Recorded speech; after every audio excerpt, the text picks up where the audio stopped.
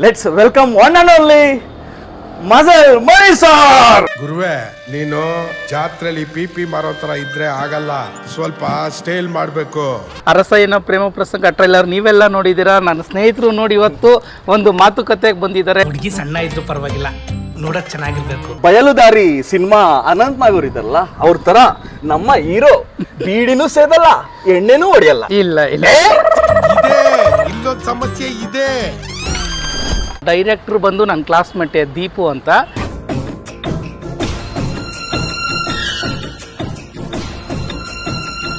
ನಮ್ಮ ಊರಲ್ಲಿ ಒಂದಷ್ಟು ಪಾತ್ರಗಳು, ನಾನು ಕಣ್ಣೆದುರಿಗೆ ನೋಡಿದ ಒಂದಷ್ಟು ಪಾತ್ರಗಳು ನಾನು ಸಿನಿಮಾಗೆ ತಂದಿದ್ದೀನಿ ಅಷ್ಟೇ. ಅದು ಬಿಟ್ಟರೆ ಬೇರೆ ಏನೇನಿಲ್ಲ. ಅಂದರೆ ಕಂಪ್ಲೀಟ್ ಎಂಟರ್ಟೈನ್ಮೆಂಟ್ ಸಿನಿಮಾ, ನೀವು ನೋಡೆಲ್ಲ ಹರಿಸ್ಬೇಕು. ವಿಘ್ನೇಶ್ವರ, ನನ್ನ ಪ್ರೇಮಕ್ಕೆ ಯಾವುದೇ ವಿಘ್ನ ಬರದಂತೆ ನೀನೇ ಕಾಪಾಡಬೇಕಪ್ಪ.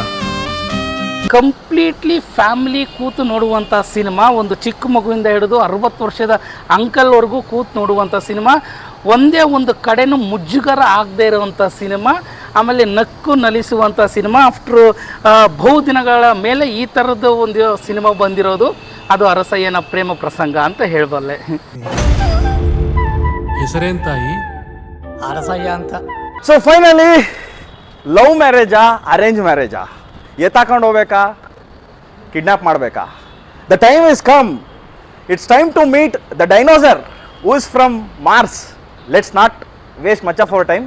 Let's welcome one and only Majal Mani sir. Shirt sir ಮಾಡ್ಕೊ. ಸ್ವಲ್ಪ ಲೆಫ್ಟ್ ಬಾ. Left straight right. ಸ್ವಲ್ಪ ನಗು, ಸ್ಮೈಲ್. ಎಲ್ಲರೂ ಹೇಗಿದ್ದೀರಾ? Super, ನೀವು bro. ಹೇಗಿದ್ದೀರಾ? God's grace. After long time Really. ನಾವು ಫ್ರೆಂಚ್ ಬಿರಿಯಾನಿ ರಿಲೀಸ್ ಆದಾಗ ಭೇಟಿ ಮಾಡಿದ್ವಿ. ಅದಾದ ಮೇಲೆ ಆಫ್ಟರ್ ಲಾಂಗ್ ಒಂದು 5-6 ಇಯರ್ಸ್ ಆದ್ಮೇಲೆ ಭೇಟಿ ಆಗ್ತಾ ಇದ್ವಿ. ಒಳ್ಳೇದಾಗ್ತಾ ಇದೆ ನಿಮ್ಮ ಬದುಕಲ್ಲಿ. ತುಂಬಾ ಚೆನ್ನಾಗಿ ನಡೀತಾ ಇದೆ. ನಾನು ಅಲ್ಲಿಂದ ಇಲ್ಲಿವರೆಗೂ ತುಂಬಾ ಒಳ್ಳೆ ಲಾಂಗ್ ಜರ್ನಿ ನಿಮ್ದು. ವಂಡರ್ಫುಲ್. ಆ ಟ್ರೇಲರ್ ಅರಸಯ್ಯನ ಪ್ರೇಮ ಪ್ರಸಂಗ ಟ್ರೇಲರ್ ನೋಡಿದ ತಕ್ಷಣ ಆ ಸ್ಟಿಂಟು, ನಿಮ್ ಲುಕ್, ಆ ವೈಬು, ಆ ಹಳ್ಳಿ vibe, and we are very curious, ಇದು ಅರೇಂಜ್ ಮ್ಯಾರೇಜ್ ಲವ್ ಮ್ಯಾರೇಜ್ ಅಂತ. ಅದಕ್ಕೆ ಬಂದಿದ್ದೀನಿ ಡಿಸ್ಕಸ್ ಮಾಡಕ್ಕೆ. Yes, thank you. Arasayyana Prema Prasanga trailer ನೀವೆಲ್ಲ ನೋಡಿದ್ದೀರಾ. ನನ್ನ ಸ್ನೇಹಿತರು ನೋಡಿ ಇವತ್ತು ಒಂದು ಮಾತುಕತೆಗೆ ಬಂದಿದ್ದಾರೆ. ನೋಡೋಣ ಏನೆಲ್ಲ ಆಗುತ್ತೆ ಅಂತ. ನನ್ ಮಗನು ಬಯಲುದಾರಿ ಸಿನಿಮಾ ಅನಂತ್ನಾಗ್ ತರ ಒಂದು ಬೀಡಿ ಸೇದಲ್ಲ, ಒಂಚೂರು ಎಣ್ಣೆ ಕುಡಿಯಲ್ಲ. ಇಂಥ ನನ್ ಮಗನಿಗೆ ಒಂದ್ ಒಳ್ಳೆ ಹುಡುಗಿ ಸಿಗಲ್ವೇನಮ್ಮ? ನಮ್ಮ ಬಯಲುದಾರಿ ಸಿನಿಮಾ ಅನಂತ್ ನಾಗೂರ್ ಇದಾರಲ್ಲ, ಅವ್ರ ತರ ನಮ್ಮ ಹೀರೋ ಬೀಡಿನೂ ಸೇದಲ್ಲ, ಎಣ್ಣೆನೂ ಹೊಡೆಯಲ್ಲ. ಇಲ್ಲ ಇಲ್ಲ, ಅಲ್ಲ ಅಲ್ಲ, ಅರಸಯ್ಯ ಹೊಡಿಯಲ್ಲ ಅಂತ ಹೇಳ್ತಾ ಇರೋದು. ಅರಸಯ್ಯ ಹೊಡಿಯಲ್ಲ ಅಂತ. ಓಕೆ, ಸೊ ಸಿನಿಮಾದಲ್ಲಿ ಏನೇನು ಮಾಡಿದ್ದೀರಾ ಸರ್? ಅರಸಯ್ಯನ ಪ್ರೇಮ ಪ್ರಸಂಗ ಇದು ಒಂದು 3 ವರ್ಷದ ಜರ್ನಿ. ಡೈರೆಕ್ಟ್ರು ಬಂದು ನನ್ನ ಕ್ಲಾಸ್ಮೇಟ್ ದೀಪು ಅಂತ. ಅವನು ಮಚ್ಚ ಈ ಥರದ್ದೊಂದು ಸಬ್ಜೆಕ್ಟ್ ಮಾಡ್ಕೊಳ್ಳೋಣ ಅಂತ ಅಂದ್ಕೊಂಡಿದ್ದೀನಿ. ಒಂದು ಎಂಟರ್ಟೈನ್ಮೆಂಟು ವಿತ್ ಒಂದು ಕಂಟೆಂಟ್ ಸೋಲ್ನ ಇಟ್ಕೊಂಡು ಆ ಕಥೆನ ಎಂಟರ್ಟೈನ್ಮೆಂಟಲ್ಲಿ ಮಾಡೋಣ ಅಂತ ಬಂದು ನನ್ನ ಹತ್ರ ಹೇಳ್ದ. ನನಗೂ ಗುಡ್ ಕಣೋ, ಈ ಥರದ್ದು ಸಿನಿಮಾ ಬಂದು ಭಾಳ ದಿನ ಆಗಿದೆ. ಅದಂತೂ ನಿಜ ಸರ್. ಈ ಬಂಡಾನನ ಗಂಡ ಆ ಒಂದು ವೈಬು, ಆ ಒಂದು ಆಮೇಲೆ ಆ ಟೈಮಲ್ಲಿ ಪ್ರಸಂಗದ ಗೆಂಡೆ ತಿಮ್ಮ, ಆಮೇಲೆ ಇನ್ನು ಪರಮೇಶಿ ಪ್ರೇಮ ಈ ತರದ್ದು ಆ ವೈಬಲ್ಲಿ ರೀಸೆಂಟ್ ಡೇಸ್ ಅಲ್ಲಿ. ಅಂಡ್ ನಾನು ಟ್ರೇಲರ್ ನೋಡಿದ ತಕ್ಷಣ ನನ್ಗೆ ಅದೇ ಅನಿಸಿದ್ದು, ಎಷ್ಟು ದಿನ ಆಯ್ತು ಗುರು ಇದೆಲ್ಲ ನೋಡಿ ಈ ಫೀಲ್ಸ್ ತಗೊಂಡು. ಅಮೇಜಿಂಗ್. ಸ್ವಾಮಿ, ಮುಂದೆ ಏನ್ ಲಗ್ನ ಬಲ ತುಂಬಾ ಬರೀ ವಿಘ್ನ ಫಲಗಳೇ ತುಂಬಿವೆ. ಇತ್ತೀಚಿನ ದಿನಗಳಲ್ಲಿ ತುಂಬ ಕಮರ್ಷಿಯಲ್ ಸಿನಿಮಾಗಳು ತುಂಬ ಬಂದು ಹೋಗಿದೆ. ಎಲ್ಲ ಬ್ಲಡ್ ಶೇಡೆಡ್ ಇರೋದು, ಫೈಟ್, ವೈಲೆನ್ಸ್ನ ತುಂಬ ಸಿನಿಮಾಗಳು ನೋಡಿದ್ದಾರೆ. ಅದ್ರ ಮಧ್ಯೆ ಇತ್ತೀಚಿನ ದಿನಗಳಲ್ಲಿ ಸೂ ಫ್ರಮ್ ಸೋ ಆಗಿರ್ಬೋದು, ಆಮೇಲೆ ನಮ್ಮ ಸಿನಿಮಾ ಆಗಿರ್ಬೋದು, ಜನಕ್ಕೆ ತುಂಬ ಹತ್ರ ಆಗ್ತಾ ಇದೆ, ಆಮೇಲೆ ಬಹಳ ಇಷ್ಟ ಆಗ್ತಾ ಇದೆ. ಇಷ್ಟ ಇಲ್ಲ.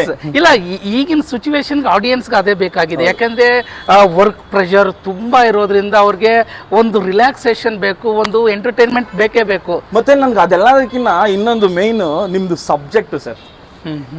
ಗುರು ನನ್ಗೂ ಹೆಣ್ಣು ಹುಡುಕ್ತಾ ಇದಾರೆ ಗುರು ಮನೇಲಿ.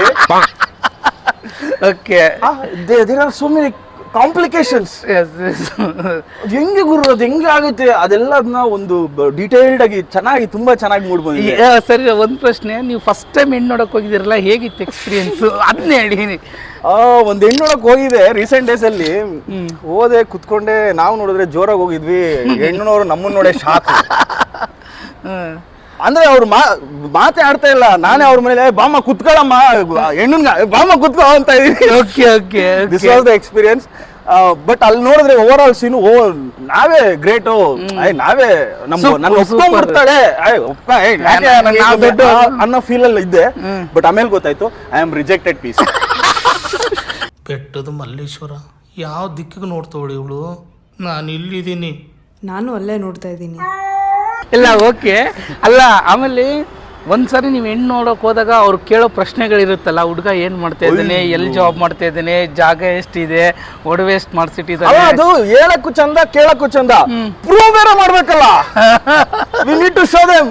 ಹೌದೌದು, ಪ್ರೂಫ್ ಬೇಕು. ಯಾಕೆಂದ್ರೆ ಕ್ಲಾರಿಟಿ ಬೇಕು. ಇವತ್ತಿನ ಎಲ್ಲ ಹುಡುಗಿರಿಗೂ ಕ್ಲಾರಿಟಿ ಬೇಕು. ಯಾಕಂದ್ರೆ ಅದು ಒಂದು ದಿನದ ಸಂಬಂಧ ಅಲ್ಲಲ್ಲ, ಇನ್ನು ಲೈಫ್ ಟೈಮ್ ಆಗೋ ಸಂಬಂಧ. ಅವ್ರದ್ದು ತಪ್ಪಲ್ಲ. ಯಾಕೆಂದ್ರೆ ಇವತ್ತಿನ ಜನರೇಷನ್ ಅಲ್ಲಿ ಸಂಬಂಧಗಳಕ್ಕಿಂತಲೂ ವ್ಯವಹಾರಗಳು ಆಗ್ಬಿಟ್ಟಿದೆ. ಎಲ್ಲ ಸಂಬಂಧಗಳು ಬಿಸ್ನೆಸ್ ಆಗ್ಬಿಟ್ಟಿದೆ, ಟ್ರಾನ್ಸಾಕ್ಷನ್.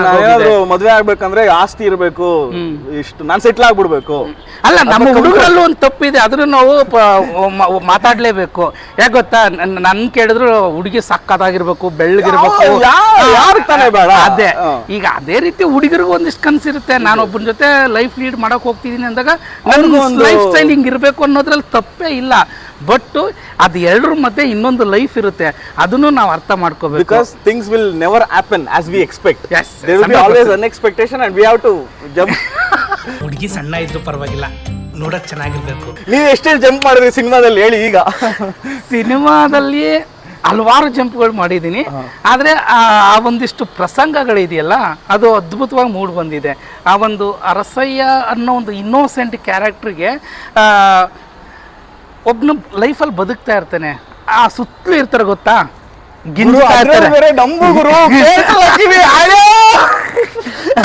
ಆಮೇಲೆ ಈ ಸುತ್ತಲೂ ಇರೋರು ಟೀಕೆ ಮಾಡ್ತಾರೆ ಗೊತ್ತಾ, ಅವ್ನಂಗೆ ಇವ್ನು ಹಿಂಗೆ, ಅದು ಇದು ಅದು ಇದು ಅಂದ್ರೆ ಈ ಆಳ್ಸೋರ್ ಮಧ್ಯೆ ಒಂದು ಇನ್ನೋಸೆಂಟ್ ಕ್ಯಾರೆಕ್ಟರ್ ಬದುಕೋದಿದೆಯಲ್ಲ, ಅದು ತುಂಬಾ ಕಷ್ಟ ಆಕ್ಚುಲಿ.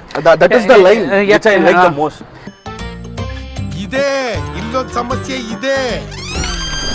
ಸುಳ್ಳು ಹೇಳಿ ಮದುವೆ ಮಾಡೋದು ತಪ್ಪಲ್ವಾ? ಅದು ಸರಿ, ನೀ ಯಾರನ್ನೂ ಲವ್ಯ ಮಾಡ್ಲಿಲ್ವಾ? ಯಾಕೆಂದ್ರೆ ನೀವು ನೋಡಿ, ಒಬ್ಬನು ಯಾವನಾದ್ರೂ ಕೈಲಾಗ್ದವನು ಅಂದ ತಕ್ಷಣ ಎಷ್ಟೋ ಜನ ಸವಾರಿ ಮಾಡೋಕ್ಕೆ ಸ್ಟಾರ್ಟ್ ಮಾಡ್ತಾರೆ. ಎಷ್ಟೋ ಜನದ ಮಧ್ಯ ನಡೆಯೋ ವಿಷಯಗಳಿದು. ಈ ಎಕ್ಸಾಂಪಲ್ ನಮ್ಮ ಸಿನಿಮಾದಲ್ಲಿ ಹೇಗಾಗುತ್ತೆ ಅಂದರೆ, ಒಂದಿಷ್ಟು ವಿಷಯಗಳು ಒಂದಿಷ್ಟು ಜನಕ್ಕೆ ಕನೆಕ್ಟ್ ಆಗುತ್ತೆ. ಈ ಸೀನು ಇವ್ರಿಗೆ ಕನೆಕ್ಟ್ ಆದರೆ ನೆಕ್ಸ್ಟ್ ಸೀನ್ ಇನ್ನೊಬ್ಬನಿಗೆ ಕನೆಕ್ಟ್ ಆಗುತ್ತೆ. ಬಿಕಾಸ್ ಯಾಕಂದ್ರೆ ಎಲ್ಲರೂ ಲೈಫಲ್ಲಿ ಒಂದೊಂದು ಇನ್ಸಿಡೆಂಟ್ ಆಗಿರುತ್ತೆ. ಎಸ್, ಆ ಥರದ ಸಂದರ್ಭಗಳು ಇಡೀ ಸಿನಿಮಾದಲ್ಲಿ ತುಂಬ ಚೆನ್ನಾಗಿ ಮೂಡಿ ಬಂದಿದೆ. ಆಮೇಲೆ ಒಬ್ಬನ ಲೈಫ್ ಸ್ಟೋರಿನ ತುಂಬ ನೀಟಾಗಿ ನಮ್ಮ ಡೈರೆಕ್ಟ್ರು ಹೇಳಿದ್ದಾರೆ. ಅಂದರೆ ಒಂದು ಸೀರಿಯಸ್ ವಿಷಯನ ನಗ್ತಾ ನಗ್ತಾ ನಗ್ತಾ ಕೊನೆಗೆ ಚಾಲೆಂಜಸ್ ಏನೇನ್ ಬರುತ್ತೆ ಒಬ್ಬನ ಮನುಷ್ಯನಲ್ಲಿ. ಒಂದು ಹುಡುಗಿನ ಮದ್ವೆ ಆಗ್ಬೇಕಂದ್ರೆ ಅಥವಾ ಲವ್ ಆಗ್ಬೇಕಂದ್ರೆ ಒಬ್ಬ ಡಂಬ್, ಅದ್ರಲ್ಲೂ ಏನೇನೆಲ್ಲ ಚಾಲೆಂಜಸ್ ಬರುತ್ತೆ. ಆಮೇಲೆ ಈ ಬ್ಯೂಟಿ, ಆಮೇಲೆ ಈಗ ನನ್ನ ಹತ್ರ ಒಂದು ಅಂದ್ರೆ ಒಂದು ಸುಂದರವಾಗಿಲ್ದಿರೋ ಹುಡುಗ, ಅಭ್ಯಪಾರಿ ತರ ಇರೋ ಕೆಲಸ, ದುಡ್ಡಿಲ್ದಲೆ ಆಸ್ತಿ ಇಲ್ದಿರ ಏನು ಇಲ್ದಿರೋನು, ಆಮೇಲೆ ಕಿವಿ ಕೇಳಿಸದೇ ಇರೋನು. ಸೊ ಇವನ್ ಬದುಕು ಏನೆಲ್ಲ ತಿರುವುಗಳು ತಗೊಳುತ್ತೆ, ಹೆಂಗೆಲ್ಲ ನಡೆಯುತ್ತೆ, ಅವನ ಬದುಕಲ್ಲಿ ಎಷ್ಟು ಪ್ರಸಂಗಗಳು ಬರುತ್ತೋ ಅದನ್ನ ಕಾಮಿಡಿ ಮುಖಾಂತರ, ನಗಿಸೋದ್ರ ಮುಖಾಂತರ ಪ್ರಯತ್ನ ಪಟ್ಟಿದ್ವಿ. ಆಮೇಲೆ ನಮ್ಮ ಸಿನಿಮಾದಲ್ಲಿ ಯಾರಿಗೂ ನೋವಾಗ್ದಂಗೆ ಆ ಪಾತ್ರಗಳು, ಒಂದೊಂದು ಪಾತ್ರದ ಡಿಸೈನು ತುಂಬ ಚೆನ್ನಾಗಿದೆ. ಹೇಳ್ಬೇಕು ಅಂದರೆ ನೀವು ಟ್ರೈಲರ್ ನೋಡಿದಾಗಲೇ ಅರ್ಥ ಆಗುತ್ತೆ. Even the character like supporting characters, ಇಲ್ಲೇನೋ ಇದೆ, ಇಲ್ಲಿ ಸಮಸ್ಯೆ ಇದೆ, ಇಲ್ಲಿ ದೊಡ್ಡ ಸಮಸ್ಯೆನೇ ಇದೆ. ಆ ಕ್ಯಾರೆಕ್ಟರ್ಗಳು, ಆಮೇಲೆ ಬಾಡಿ ಲ್ಯಾಂಗ್ವೇಜ್, ಆಮೇಲೆ ಮೇಕಿಂಗು ಸರ್ ತುಂಬಾ ಚೆನ್ನಾಗಿ, I like the most. Yes, ಇಲ್ಲ ಎಲ್ಲರೂ ತುಂಬ ಅಪ್ರಿಷಿಯೇಟ್ ಮಾಡಿದ್ರೆ. ಅದಕ್ಕೆ ನಾನು ಥ್ಯಾಂಕ್ಸ್ ಹೇಳ್ಬೇಕು ನಮ್ಮ DOP ಗುರುಪ್ರಸಾದ್ ನರ್ನಾಡ್ ಅಂತ. Is a wonderful DOP. Present ಅವ್ರು ಚೀತಾ 8 ಅಂತ ಅನುರಾಗ್ ಕಶ್ಯಪ್ ಸರ್ ಜೊತೆ ಕೆಲಸ ಮಾಡ್ತಿದ್ದಾರೆ.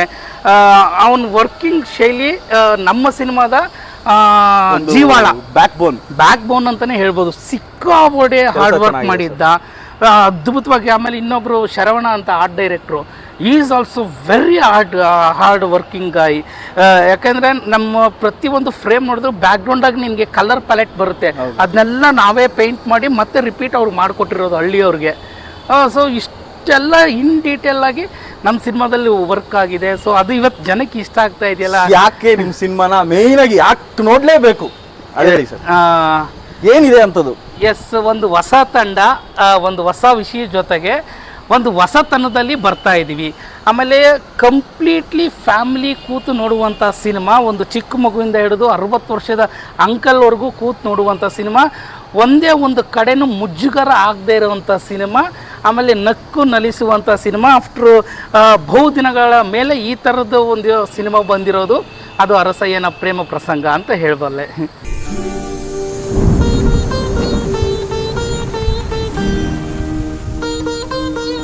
ಸಾರಿ ಗುರುವೆ, ನಿಂಗೆ ಲವ್ ಅಟ್ ಫಸ್ಟ್ ಟೈಟ್ ಆಗದೆ. ಅಯ್ಯೋ ಕೋಪೆ ನನ್ನ ಮಗಂತಂದು. ನಮಸ್ತೆ ಮೇಡಮ್. ನನಗೆ love at first night. Love at first night. ಈಗ ಪೋಲಿ ಡೈರೆಕ್ಟರ್ ಹತ್ರ ಮಾತಾಡಲೇಬೇಕು, ಬನ್ನಿ ಬನ್ನಿ ಡೈರೆಕ್ಟ್ರೇ ಬನ್ನಿ, ಅವಕಾಶ ಕೊಟ್ಟಿದ್ದೀರಾ, ನೀವು ಒಂದು 4 ಮಾತಾಡ್ಬಿಡಿ. ನಿಮ್ಗೆ ಅಕ್ಕ ತಂಗಿರಿಲ್ವೇನ್ರಿ? ನಮ್ಮ ಅಪ್ಪ ಅಮ್ಮನ ನಾನು ಒಬ್ಬನೇ ಮಗ ಮೇಡಮ್. ತೆಗ್ದು ಮಕ್ಕ ಸರ್ಸ್ ಕುದುರ್ತೀನಿ ಅಷ್ಟೇ. How is the experience sir? Cinema ಹೇಗೆ ನಿಮ್ಮ ಟೋಟಲಿ ಎಕ್ಸ್ಪೀರಿಯನ್ಸ್? ನನಗೆ ತುಂಬ ಖುಷಿ ಆಯಿತು, ಸಿನಿಮಾ ಎಕ್ಸ್ಪೀರಿಯನ್ಸ್ ತುಂಬ ಖುಷಿ ಆಯಿತು.